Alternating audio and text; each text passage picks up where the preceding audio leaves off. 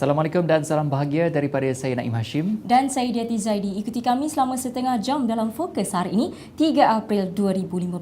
Hanya yang terkini dan terbaik kami sediakan untuk anda.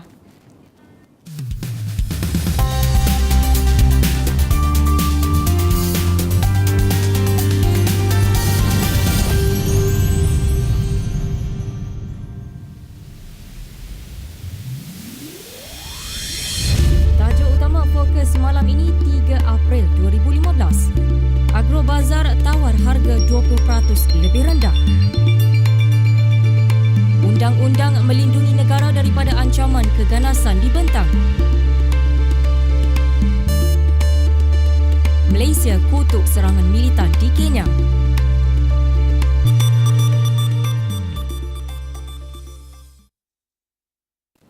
Assalamualaikum dan salam sejahtera. Perdana Menteri Datuk Seri Najib Tun Razak hari ini merasmikan Agrobazar Rakyat Satu Malaysia yang pertama seumpamanya di negara ini. Agrobazar Rakyat Satu Malaysia di Indra Mahkota menawarkan lebih 2,000 barangan pertanian terus dari ladang dengan harga dijual antara 5 hingga 20% lebih rendah berbanding di pasaraya besar. Kedai berkonsepkan pasar mini itu menjual pelbagai barangan harga berpatutan inisiatif kerajaan seperti yang terdapat di Kedai Rakyat 1 Malaysia KR1M dengan beroperasi di pinggir dan luar bandar. Agrobazar Rakyat 1 Malaysia yang diwujudkan di bawah Kementerian Pertanian dan Industri Asas Tani turut menawarkan harga antara 5 dan 20% lebih rendah berbanding harga pasaran bagi sayur, buah-buahan, ayam, daging dan ikan.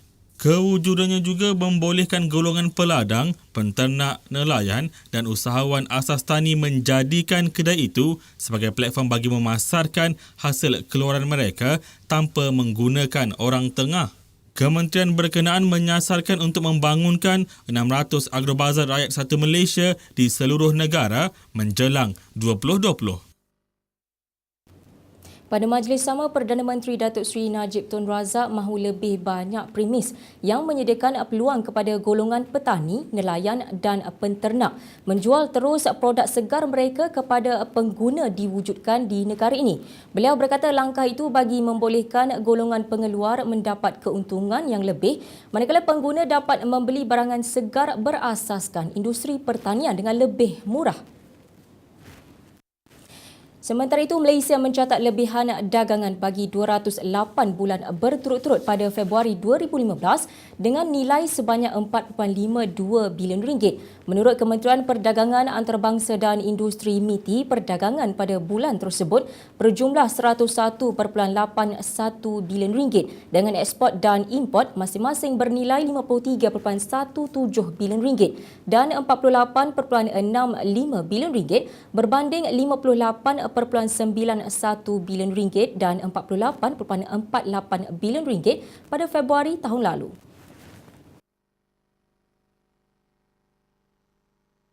Dalam kenyataan hari ini, MITI berkata prestasi tersebut adalah sama dengan negara serantau lain yang mencatatkan pertumbuhan perdagangan lebih rendah bagi Februari 2015.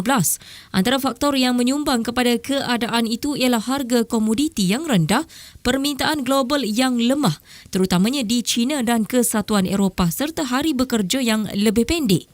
Bagi tempoh 2 bulan secara kumulatif, Malaysia mencatatkan lebihan dagangan sebanyak 13.48 bilion ringgit dengan jumlah perdagangan bernilai 220.07 bilion ringgit yang terdiri daripada 116.77 bilion ringgit bagi ekspor dan 103.29 bilion ringgit bagi import. Pada Februari, MITI berkata sumbangan ekspor barangan pembuatan kepada jumlah ekspor Malaysia naik 78% yang bernilai 41.45 bilion ringgit berbanding 75.4% dicatatkan pada bulan sama tahun lalu. Ekspor barangan perlombongan pada Februari bernilai 7.2 bilion ringgit menyumbang 13.5% kepada jumlah ekspor Malaysia. Katanya ekspor barangan pertanian turun sebanyak 24.6% kepada 4.16 bilion ringgit, susulan penurunan ekspor minyak sawit sebanyak 1.06 bilion ringgit disumbangkan oleh AUV dan jumlah dagangan yang lebih rendah.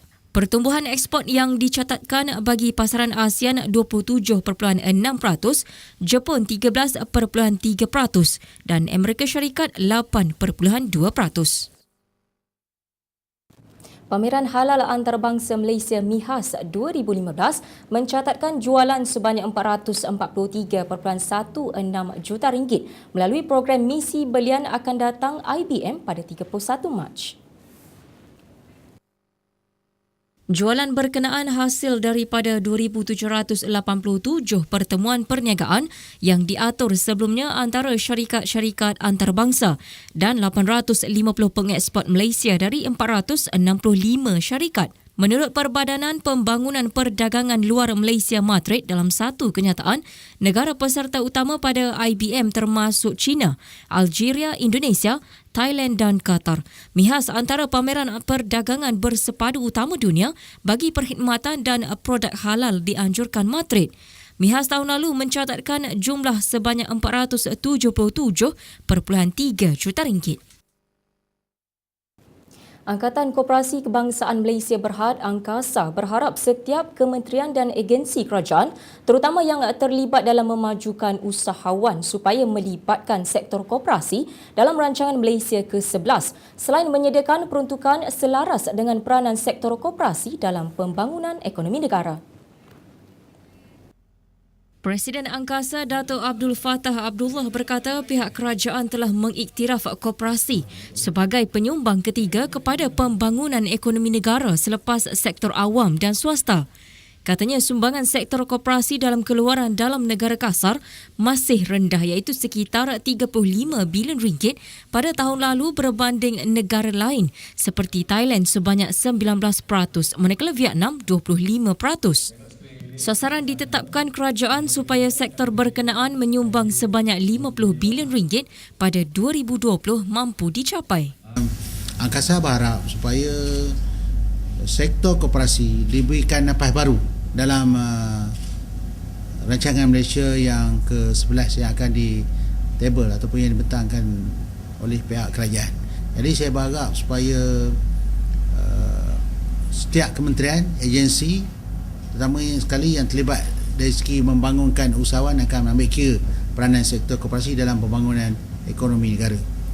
Beliau berkata demikian selepas persidangan koperasi peringkat Kelantan di Kota Baru. Penambahan peruntukan daripada pihak kerajaan akan membolehkan sektor itu membabitkan diri dalam perniagaan baru yang berimpak tinggi seperti projek perumahan, peruncitan dan pemborongan, keuangan, pelancongan, kesihatan, perladangan dan telekomunikasi.